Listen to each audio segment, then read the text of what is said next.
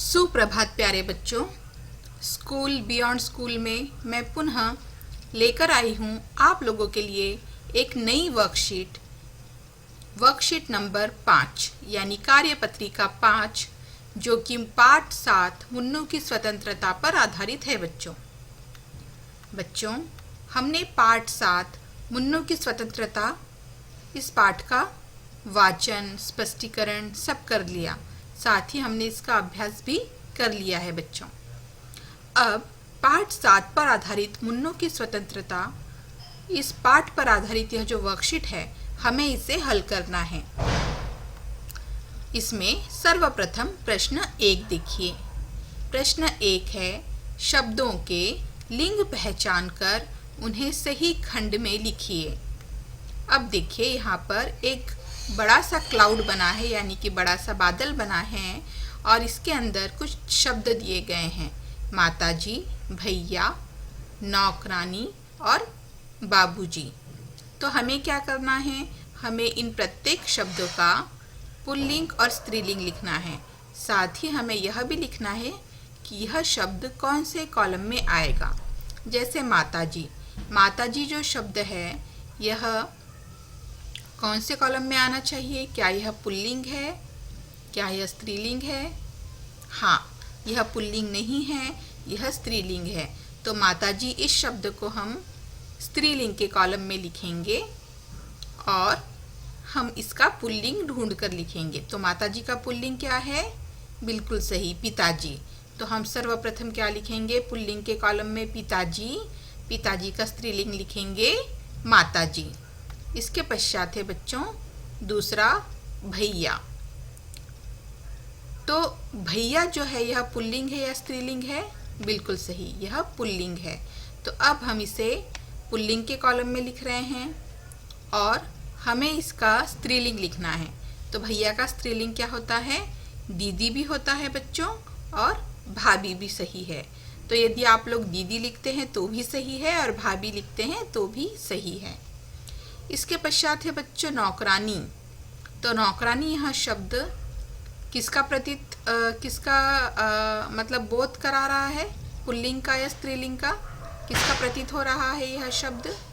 बिल्कुल सही, स्त्रीलिंग का बोध करा रहा है, इसलिए हमें इसका पुल्लिंग लिखना होगा। तो इसका पुल्लिंग है नौकर, नौकर, और इसका स्त्रीलिंग क्या होगा फिर? नौकरानी। ये औ की मात्रा है बच्चों, थोड़ा ध्यान से देखिएगा। यहाँ बिल्कुल इसी तरह से लिखना है, न में औ की मात्रा, नौकरानी, नौकरानी। इसके पश्चात है बच्चों चौथा शब्द बाबूजी, बाबूजी। बाबूजी यह शब्द कौन से कॉलम में आना चाहिए? यह पुल्लिंग के कॉलम में आएगा या स्त्रीलिंग के कॉलम में आएगा? बिल्कुल सही, यह पुल्लिंग के कॉलम में आएगा। तो इसका स्त्रीलिंग क्या होगा फिर? बिल्कुल सही, अम्मा जी। क्या होगा इसका स्त्रीलिंग? अम्मा जी। इसके पश्चात हम करेंगे दूसरा प्रश्न हल। दूसरा प्रश्न है, दिए गए एक वचन तथा उनके सही बहुवचन वाले शब्दों में एक ही रंग भरकर जोड़ियां मिलाइए। तो हमें क्या करना है, यहाँ पर एक और शब्द दिए गए हैं, दूसरी ओर उनके वचन दिए गए हैं। तो एक वचन और बहुवचन हमें मिलान भी करना है, एक वचन और बहुवचन का। साथ ही एक वचन और बहुवचन का जो समान शब्द है उसमें हमें समान रंग भरना है। चाहे आप कोई भी एक रंग ले लीजिए, लेकिन उसका एक वचन और बहुवचन दोनों में एक समान रंग होना चाहिए। जैसे कटोरा, तो कटोरा का बहुवचन क्या होता है? कटोरे। तो मैंने कटोरा में हरा रंग भरा है बच्चों, तो मैं इसका जो बहुवचन है कटोरे, इसमें भी हरा ही रंग भरूंगी। ठीक है, तो कटोरा का बहुवचन कटोरे। दूसरा देखिए झंडा। झंडा का बहुवचन क्या होता है बच्चों? बिल्कुल सही, झंडे। तो झंडा में मैंने पीला रंग भरा है, तो इसका बहुवचन झंडे, इसमें भी मैं कौन सा रंग भरूंगी? पीला ही रंग भरूंगी। तो देखिए मैंने पीला रंग भरा है, झंडा का बहुवचन झंडे। इसके पश्चात है बच्चों तमाचा। तमाचा का बहुवचन क्या होता है? तमाचे। तो तमाचा पे मैंने लाल रंग भरा है और उसका बहुवचन जो है तमाचे, इसमें भी मैंने कौन सा रंग भरा है बच्चों? लाल रंग ही भरा है। इसके पश्चात है कलम। कलम एक वचन है बच्चों और इसका बहुवचन क्या होता है? कलमे। तो मैंने कलम में ब्राउन रंग यानी कि कत्थई रंग भरा है, और उसका बहुवचन जो है कल में, इसमें भी मैंने कत्थई रंग भरा है बच्चों। तो क्या किया हमने, शब्द और उसके वचन में, वचन और उसके बहुवचन में हमने समान शब्द, समान रंग भरे हैं। जैसे कटोरा का कटोरे, झंडा का झंडे, तमाचा का तमाचे और कलम का कलमे। इसके पश्चात बच्चों प्रश्न 3, शब्दों के वचन बदलकर लिखो। अब यहाँ एक वचन एक और दिया है, एक वचन और एक बॉल का चित्र दिया है, दूसरी ओर दिया है बहुवचन, और यहाँ पर एक से अधिक बॉल है, यानी यहाँ 3 बॉल है, तो वह है बहुवचन। तो हमें एक वचन और बहुवचन लिखना है बच्चों। पहला देखिए, यहाँ पर बहुवचन दिया है सड़कें, तो यदि सड़कें हैं तो इसका एक वचन क्या होगा, बिल्कुल सही, सड़क। क्या होगा, सड़क।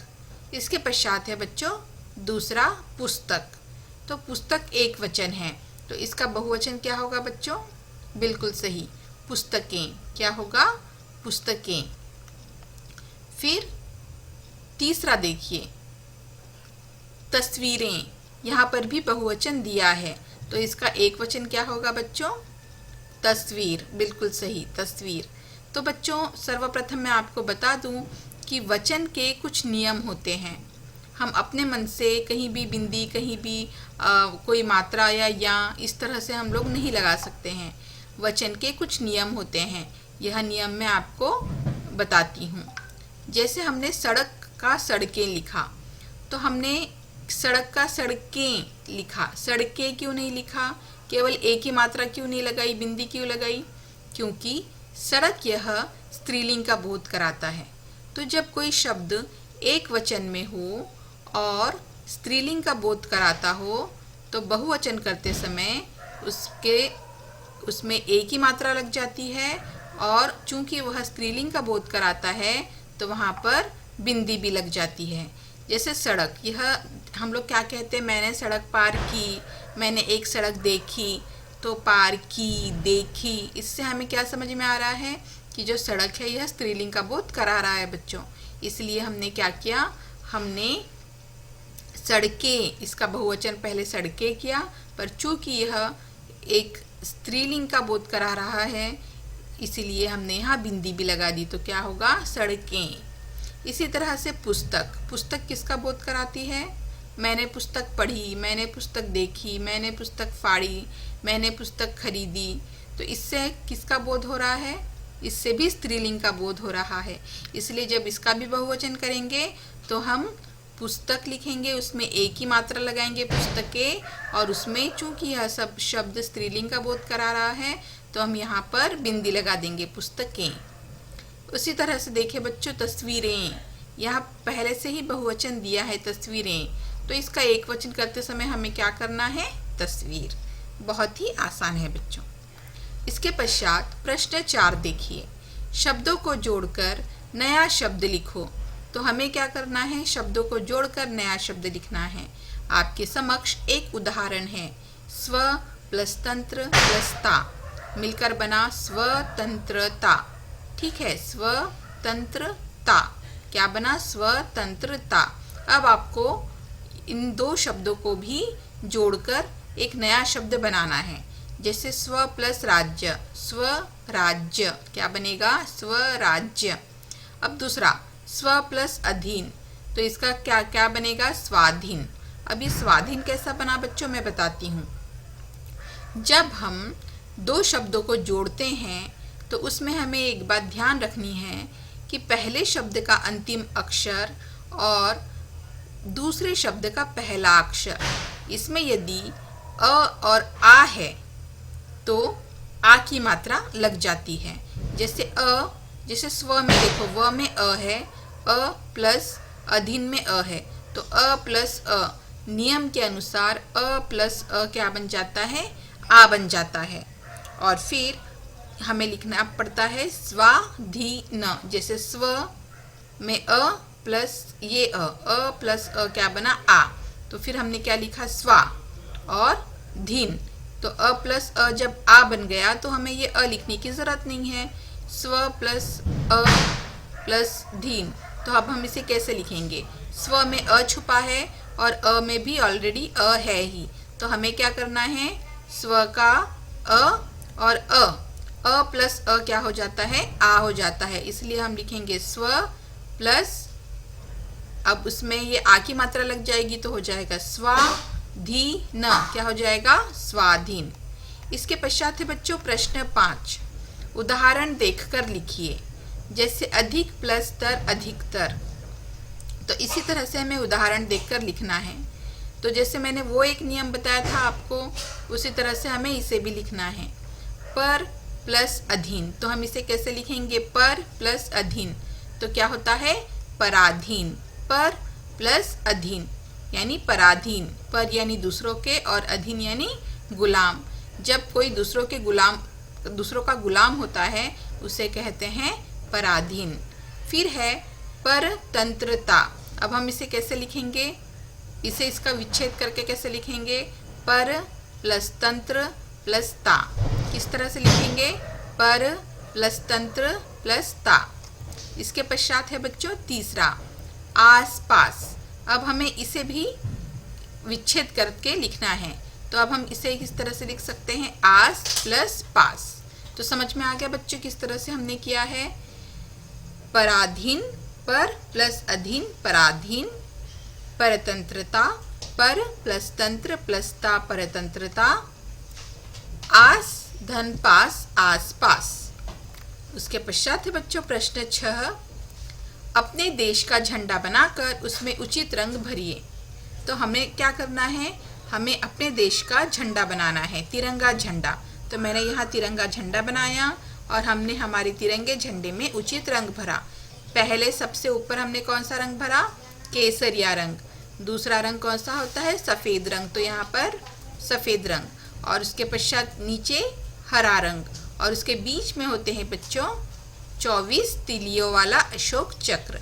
तो ये यहाँ पर 24 तीलियों वाला अशोक चक्र। तो यह है हमारी वर्कशीट नंबर 5।